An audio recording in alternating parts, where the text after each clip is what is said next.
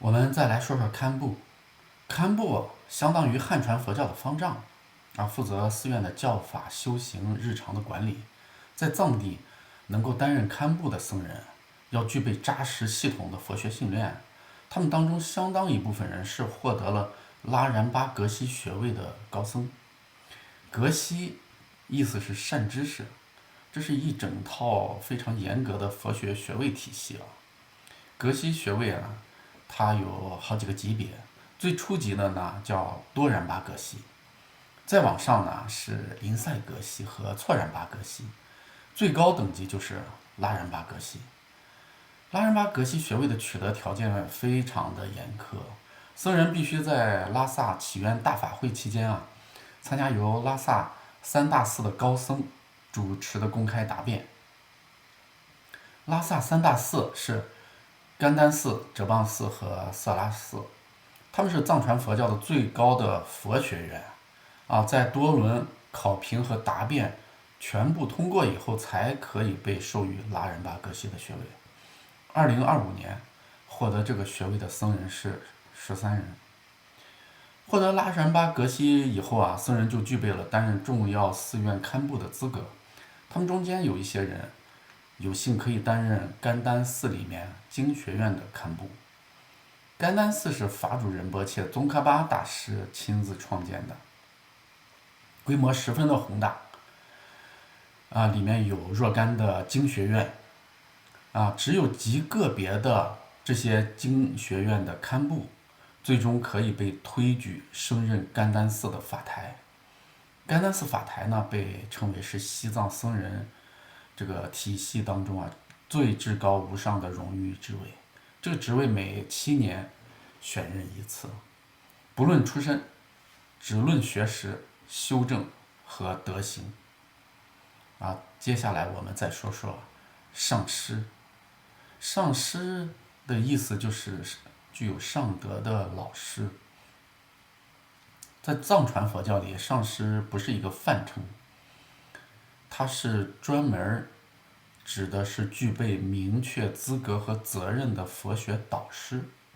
一位上师他必须拥有深厚的佛学知识和修行的实践经验，在传承体系里获得过正统的灌顶，精通显宗和密宗的教法，还要通过严格的认证。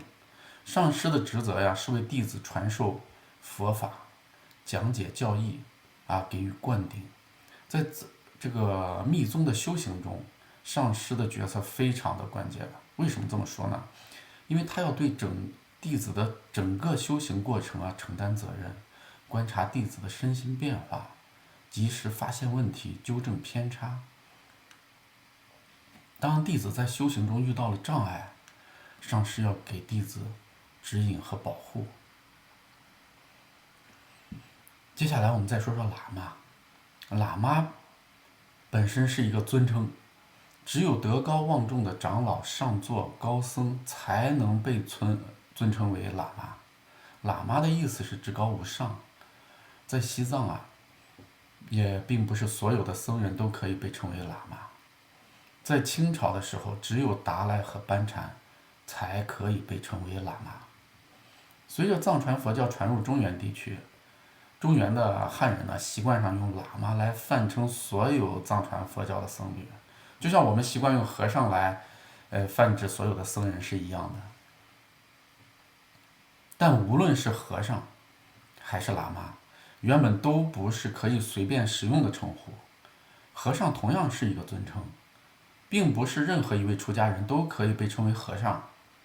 和尚呢，他首先是年满20岁，受具足戒10年以上，还要精通佛法，才能被尊称为和尚。和尚的本意呢是乞食的出家修行人。乞食也就是化缘。这里说的乞食和讨饭完全不是一回事儿。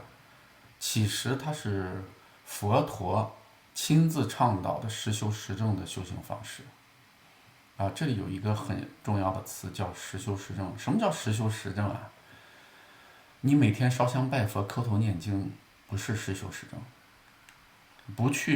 你只要不去实践，你学习再多的佛法知识，也不是实修实证。实修实证呢，它是在生活中修行，把修行贯穿在日常生活中的一举一动、一言一行，关照自己的起心动念，不再妄想执着。起食就是一种实修实证的修行方式，在起食的过程中，通过亲身体验饥饿，升起对食物的尊重，远离对物质的执着，观察到维持生命其实所需很少，摆脱对物质的贪恋，在起食当中体悟，人的身体不过是因缘和合而成的暂时的存在。食物只是用来维持身体和生命的，而不是用来满足口腹之欲的。打破对身体和食物的常规的认知。还有，人往往既不愿意轻易地接受他人的施舍，也不愿意主动向他人施舍。其实就是为了冲破这种心态。你不但要学会欣然接受他人的布施，更要乐于施舍给有需求的人。通过坦然接受布施，反观自身在给予和接受之间的局限。出家人起食呢，本身就是对六度万行的具体的修持。六度指的是布施、持戒、忍辱、精进、禅定和智慧。六度万行就是在我们的日常生活中，事无巨细都是践行六度的修持方式。在起食的过程中，修行人修持空观。当自己踏入城市或者村庄，能了悟到眼前的一切终将消逝，不因外界的褒贬而生出喜怒哀乐，闻到各种香臭气息如清风吹过，品尝食物的酸甜苦辣咸淡，不起分别心，没有喜欢和不喜欢，不生出这个苦乐和爱憎，不执迷世间万物，明了世间诸法无如梦幻泡影，万事万物全都是因缘和合之下暂时的显现。所以当修行人不再被色声香味触法所搅扰，能够在起食这个日常的行为中获得对佛法的体悟，这就是实修实证。